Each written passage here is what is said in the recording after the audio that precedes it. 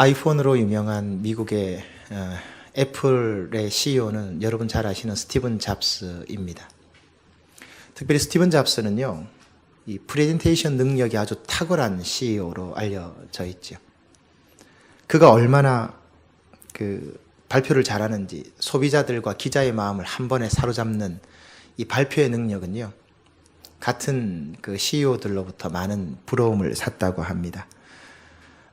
그런 스티브 잡스에게도 결코 잊고 싶은 사건이 하나 발생한 적이 있었습니다. 2010년 6월이죠. 아이폰 4가 처음 나와서 이제 그 발표회를 가질 때 스티븐 잡스가 이제 그 발표회를 주도하게 되죠. 예상치 못한 대형 사고가 터집니다. 아이폰 4를 들고 인터넷을 작동시키는데 인터넷이 작동이 되지 않은 겁니다. 최종 점검에서 치명적인 허점이 있었던 겁니다. 물론 스티븐 잡스가 임기응변을 발휘해서 잘 넘겼죠. 원인은 어디에 있었는가 나중에 확인을 해보니까 아이폰 4의 발표장에 무선 인터넷을 설치를 했는데 560명 정도 되는 사람이 한꺼번에 무선 인터넷에 접속을 시켜버린 겁니다. 애플 측에서는 그 사실을 점검하지 못했던 겁니다. 설마 500명이 넘는 사람들이 한꺼번에 접속할까? 라고 하고 있다가 아이폰 4의 발표장에 시연이 안 되는 불상사가 있었던 겁니다. 애플의 이 사건은요, 최종 점검이 얼마나 중요한가 하는 것을 우리에게 보여주는 좋은 신뢰가 되었다고 하고요. 애플은 이 일을 계기로 해서 최종 점검이 얼마나 중요한가를 선례로 남기는 계기로 삼았다고 합니다. 오늘 저와 여러분이 읽은 이 말씀에는 예수님의 마지막 점검 내용이 나옵니다. 3년의 공생에 마지막 십자가의 길을 가기 전 마지막 하나님으로부터 최종 점검을 받은 내용이 오늘 저와 여러분이 읽은 본문의 말씀입니다. 예수님은 세상에 나가기 전에, 사람들 앞에 서기 전에 하나님으로부터 마지막 점검을 받았습니다. 그 점검은 무엇이었을까요? 어떤 주제로 예수님은 점검을 받으시고 하나님은 점검하신 걸까요? 이 모습을 통해서 이 땅을 살아가고 신앙생활을 하는 우리들이 어떤 것을 하나님 앞에 점검해야 하는가, 그것을 좀 살펴보기를 원합니다. 예수님의 점검, 그리고 우리의 점검은 어떠한 것이 되어야 할까요? 첫 번째로 점검하신 것은 낮아짐의 능력입니다. 하나님께서 예수님을 점검하신 첫 번째는 낮아짐의 능력입니다. 여러분 1절의 말씀을 보십시오. 예수님의 신분이 나옵니다. 1절 첫마디에 뭐라고 합니까? 하나님의 아들이라고 말합니다. 금수저라고 하죠? 예수님의 신분은 금수저하고 비교가 안 됩니다. 다이아몬드 수저 정도 될까요? 예수님을 가리켜서 하나님의 아들이라고 표현합니다. 예수님의 능력, 예수님의 지위, 예수님의 권한, 예수님의 힘은 상상을 초월하는 것이라는 의미입니다. 그런데 여러분, 이 예수님께서 처음 보인 행적이 굉장히 특이합니다. 5절의 말씀을 보시기 바랍니다. 5절 말씀을 보면 예수님께서 처음 사역을 위해서 찾아가신 곳이 바로 요단강입니다. 여러분, 우린 정치인들을 자주 보죠. 정치인들이 정치하겠다, 대권을 선언한다 라고 하면서 첫 번째 찾아가는 곳을 보면 그 사람이 어떤 곳으로 나가야 할지를 알 수 있습니다. 예수님도 마찬가지입니다. 예수님은 사람들이 많이 모이는 광장으로 가지 않으셨어요. 성전으로 가지 않으셨어요. 화려한 왕궁으로도 가지 않으셨어요. 예수님이 찾아가신 곳은, 처음 찾아가신 곳은 정말 뜻밖에도 요단강이었습니다. 왜 예수님이 그러면 요단강으로 가셨을까요? 거기엔 이유가 있습니다. 바로 거기에 있었던 세례자 요한, 세례 요한을 만나기 위해서 그곳으로 가신 겁니다. 사실 여러분, 예수님 정도의 신분, 위치면 세례 요한은 부르면 됩니다. 당신 좀 봅시다. 좀 만납시다. 여러분 하나님의 아들이잖아요. 신분이나 지위나 능력이 차이가 비교가 안 돼요. 여러분 윗사람이 아랫사람을 부르지 아랫사람이 윗사람을 부르지 않아요. 아랫사람은 윗사람에게 요청을 하죠. 윗사람은 아랫사람에게 지시를 하죠. 예수님은 부르면 되는 자리에 있는 분이에요. 근데 그 예수님이 요단강에 세례 요한을 찾아가신 거예요. 이건 비교가 안 되는 거예요. 7절과 8절 말씀을 보세요. 세례 요한도 그 사실을 인정합니다. 7절과 8절에 뭐라고 합니까? 그는 나보다 능력이 많다. 어느 정도로? 나는 그의 신발의 끈을 풀지도 못할 정도의 분이다. 그러면서 뭐라고 합니까? 나는 물로 세례를 주지만 그는 불로, 성령으로 세례를 줄 거다. 세례 요한도 알고 있었어요. 예수님과 나는 비교되지 않는다는 것을. 그런데 그 세례 요한에게 예수님께서 요단강으로 직접 찾아가셨어요. 더 충격적인 게 뭔지 아세요? 그 세례 요한 앞에 예수님이 무릎을 꿇고 세례를 받았다는 거예요. 9절 말씀에 보면 나오잖아요. 하나님의 아들이신 예수님이 인간 세례 요한 앞에 무릎을 꿇고 머리를 조아리고 그 앞에서 세례를 받았습니다. 예수님은 하나님의 아들입니다. 예수님은 세례가 필요 없는 분이에요. 세례는 죄인이 받는 거라고요. 그런데 예수님이 죄인이 되어서 인간과 똑같이 세례를 받았어요. 여러분 이건 정말 쇼킹한 일이라고요. 예수님은요 세례가 필요 없는 분이에요. 스스로 낮추신 거예요. 스스로 자신을 낮추신 거예요. 이것이 무엇을 말하는지 아세요? 진정한 힘과 진정한 권위는 어디서 나옵니까? 스스로 낮추는 데에서 나옵니다. 자신을 높이는 데서 나오지 않습니다. 예수님 마가복음 10장 43절과 45절에서 이때 이 사건을 기억하시고 말씀합니다. 뭐라고 말씀하셨습니까? 너희 중에 누구든지 크고자 하는 자는 너희를 섬기는 자가 되고 너희를 봉사하는 자가 되어야 된다. 인자가 온 것은 섬김을 받으려 한 것이 아니라 도리어 섬기려 하고 많은 사람의 대속물로 주려 합니다. 이 사건을 말씀하신 겁니다. 하나님의 아들 예수 그리스도가 인간처럼 죄인처럼 무릎을 꿇고 세례를 받은 이것 무엇을 말하는 겁니까? 높은 자, 강한 자, 힘 있는 자는 군림하지 않는다. 지시하지 않고 섬기고 봉사한다. 그것이 진짜 힘의 능력이다. 진정한 힘은 거기에서부터 나오는 것이다. 그것을 말씀해 주시고 그것을 점검하신 겁니다. 세상은 반대죠. 세상은 반대입니다. 스스로를 높입니다. 스스로를 대단한 사람으로 치장합니다. 평판을 관리하고 이미지를 관리합니다. 사람들로부터 높임을 받기 원하고 인기를 받기를 원하고 박수를 받기를 원해요. 왜? 거기에서 힘이 나온다고 생각하는 거예요. 그러나 하나님이 원하시는 것은 아닙니다. 그것은 세속적인 권위를 말하는 겁니다. 영적인 권위는 거기에서 나오지 않습니다. 하나님 말씀하신 그 힘의 능력은 거기서 나오지 않습니다. 말이 안 맞죠? 낮아짐의 능력은 틀린 말입니다. 높아짐의 능력, 성공의 능력, 출세의 능력이라고 말해야지 낮아짐의 능력은 단어 자체가 틀린 거예요. 근데 하나님 말씀하십니다. 낮아짐의 능력이 있다.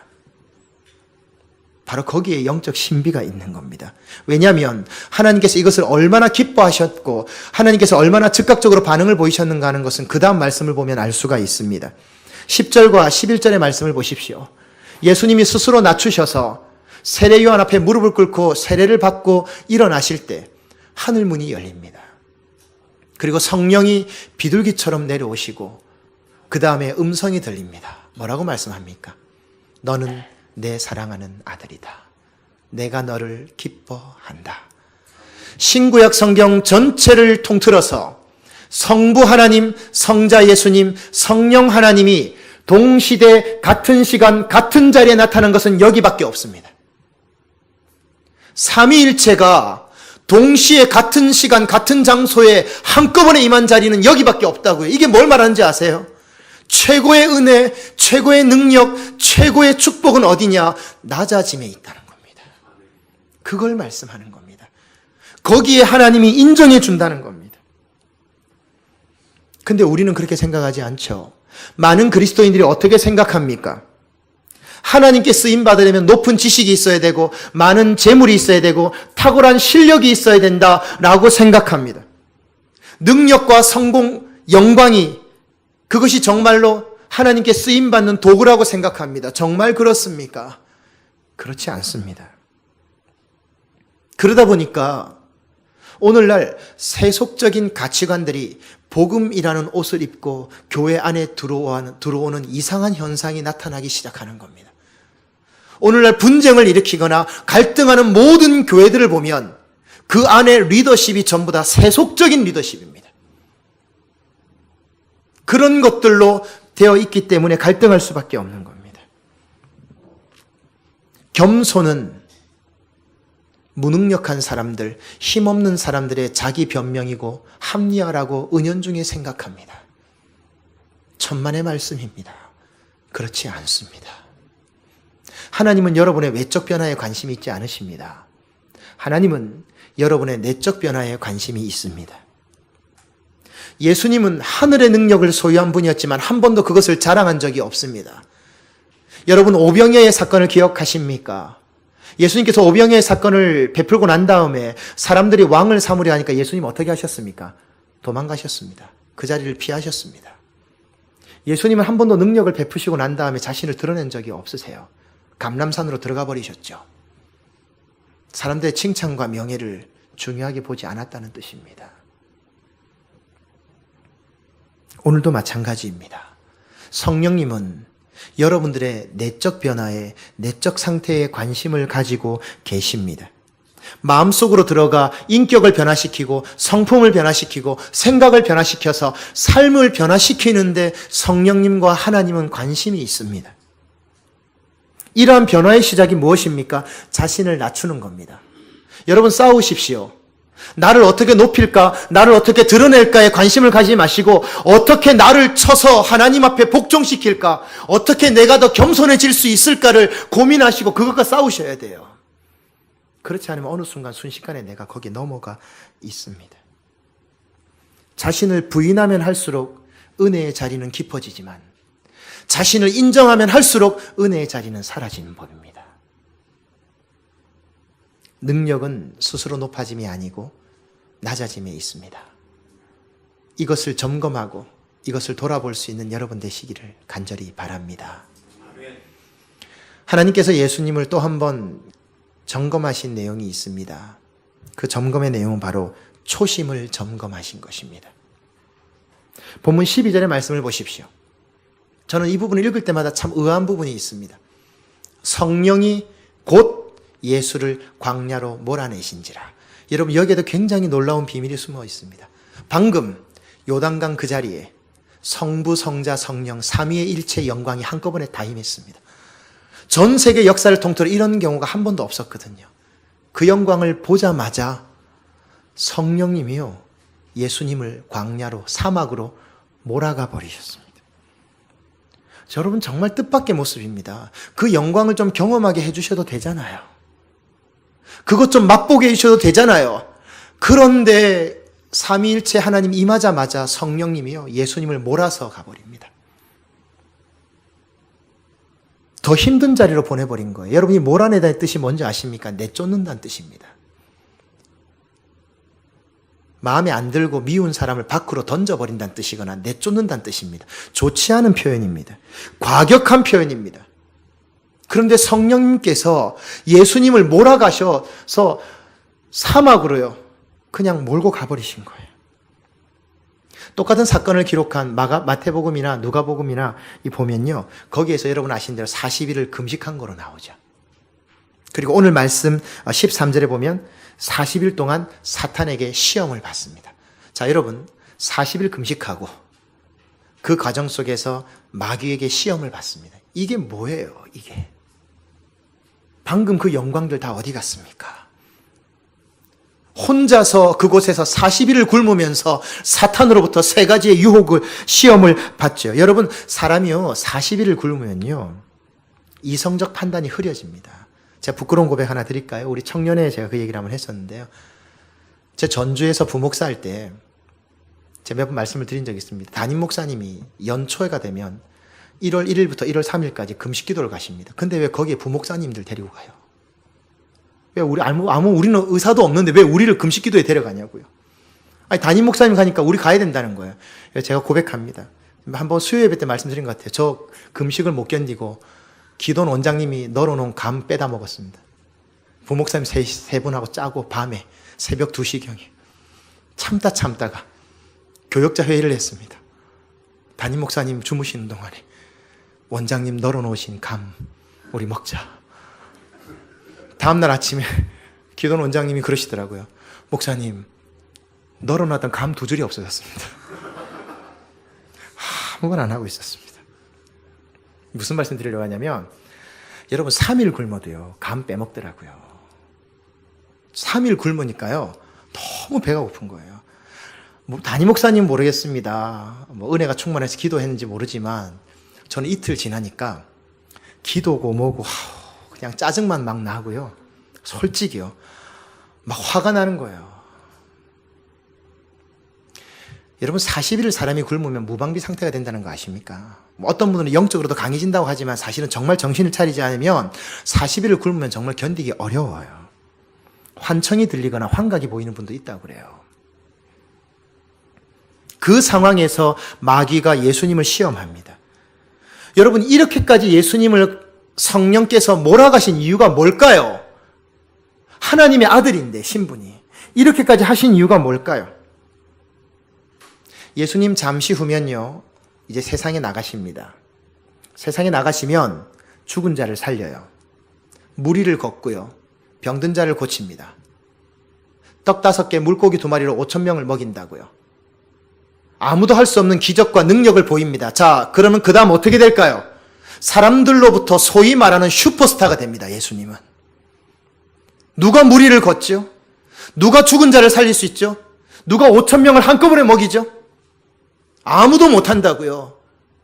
사람들로부터 한 몸에 인기와 영광과 힘과 권세를 다 얻게 됩니다. 실제로 그랬고요. 실제로 예수님은 그런 걸 얻었고요. 그때 그런 사람들의 인기와 유혹과 권력과 힘을 얻게 될 때 예수 그리스도가 정말 낮은 자리에서 끝까지 하나님 주신 십자가의 사명을 이룰 수 있는가? 초심을 지키고 끝까지 그런 유혹에 흔들리지 않고 그것을 이뤄나갈 수 있는가를 확인하신 겁니다. 그것을 점검하신 겁니다. 한마디로 초심을 지킬 수 있는가 하는 거예요. 그걸 점검하신 거예요. 여러분 초심이 뭡니까? 처음 마음 아닙니까? 처음 가졌던 마음을 말합니다. 여러분 이것은 우리들에게 있어서도 정말 중요한 문제입니다. 방향의 상실, 목적의 상실은 초심의 상실에서 오는 겁니다.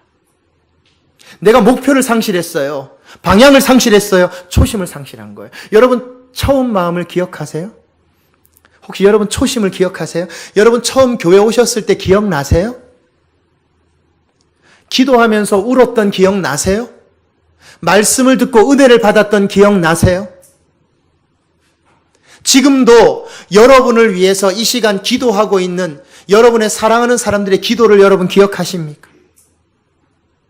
은혜가 충만해서 내 안에서 그 어떤 것도 감당할 수 없게 넘쳐나던 그 기쁨을 여러분 경험하셨잖아요. 여러분 기억하고 계세요?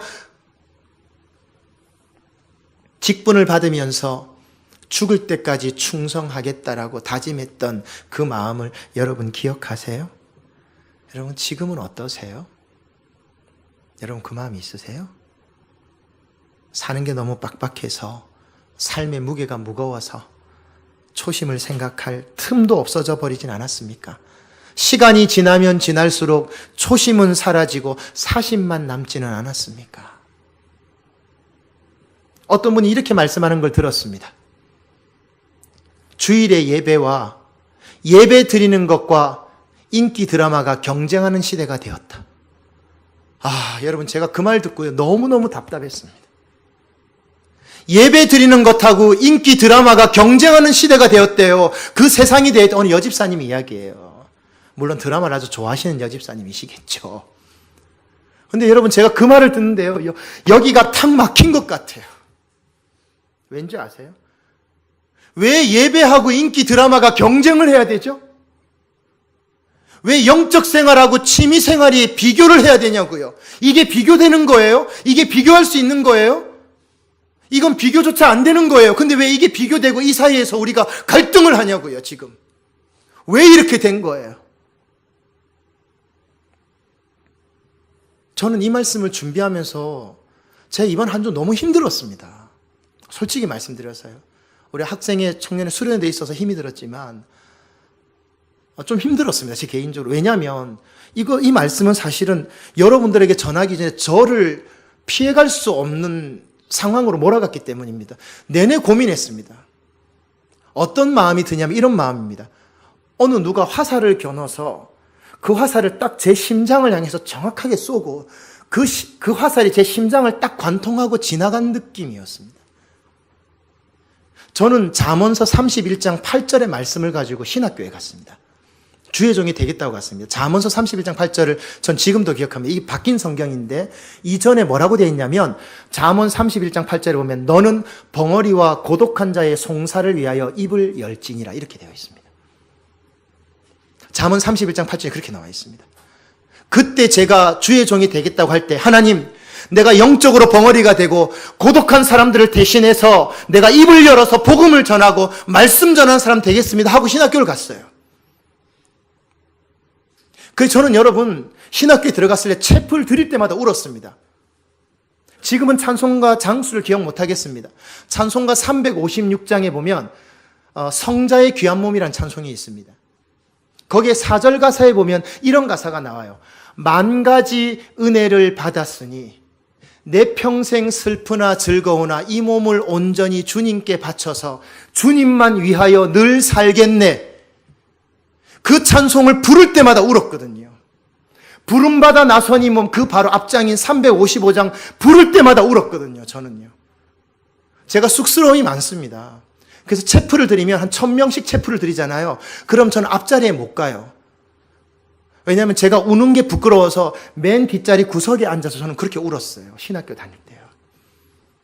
그런데 어느 순간 보니까 그 순수한 초심은 사라지기 시작하더니 알량한 자존심만 남기 시작하는 겁니다. 제 안에서.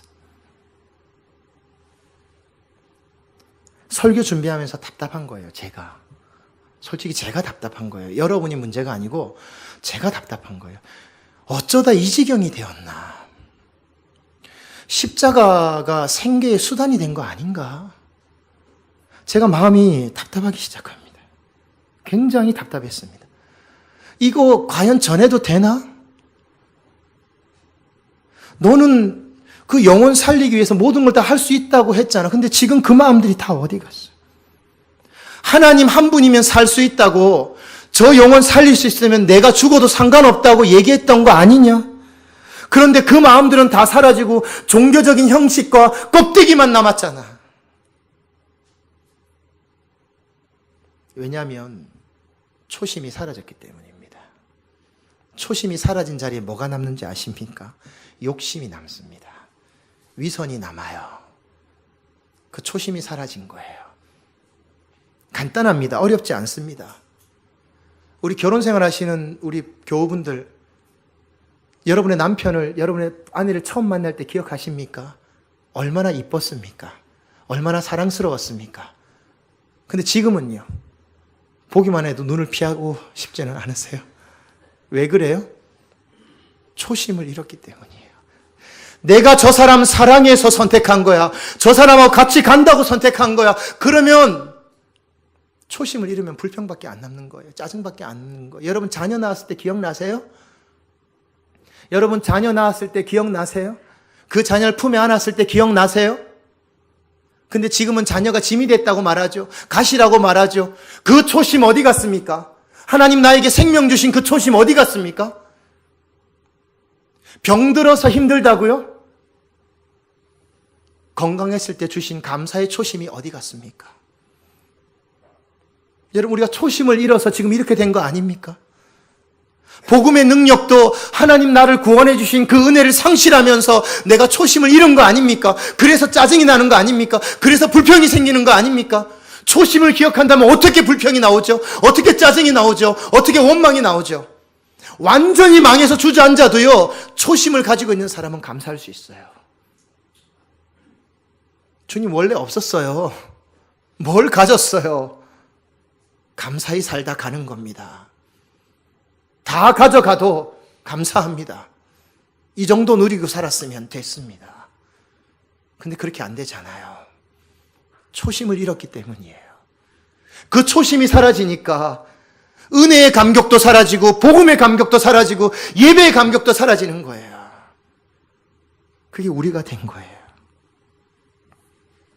사랑하는 성도 여러분, 여러분께 하나 여쭤보고 싶습니다. 여러분이 가진 것 모든 것 다 빼앗길 때 한 가지만 가질 수 있는 선택을 주겠다고 한다면 여러분 어떤 거 선택하시겠습니까? 여러분 정말 예수님 선택할 수 있습니까?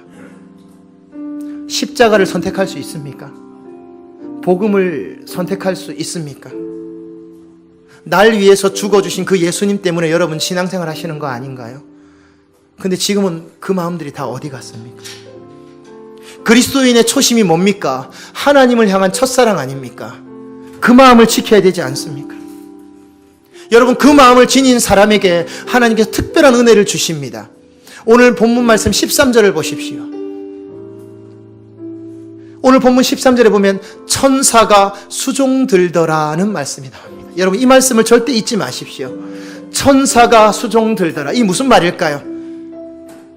비참한 죄인이 되어도 천사가 수종들었고 40일을 굶어도 천사가 수종들었고 사탄에게 유혹을 받아도 천사는 수종들었습니다.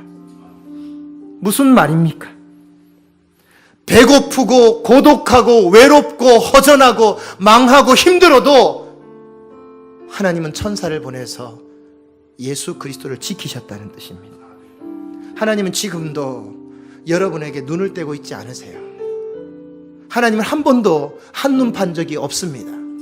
우리가 한눈을 팔았죠. 지금도 동일합니다. 지금도 동일하게 여러분 말씀합니다. 천사가 수종든다. 우리에게 필요한 것이 무엇입니까? 지금도 하나님은 낮아짐의 능력을 점검하십니다. 초심을 가지고 있느냐? 하나님께서 여러분에게 묻고 계십니다. 여러분 어떠십니까? 모든 점검을 훌륭하게 통과하신 예수님처럼 우리 스스로 한번 점검하십시다. 주님, 내가 낮아지고 내가 초심을 가지고 주를 향해 가겠습니다. 끝까지 이 마음 가지고 주님 앞에 가겠습니다. 우리 그 믿음의 고백을 가지고 주님 앞에 나갈 수 있는 여러분 되시기를 간절히 축원드립니다.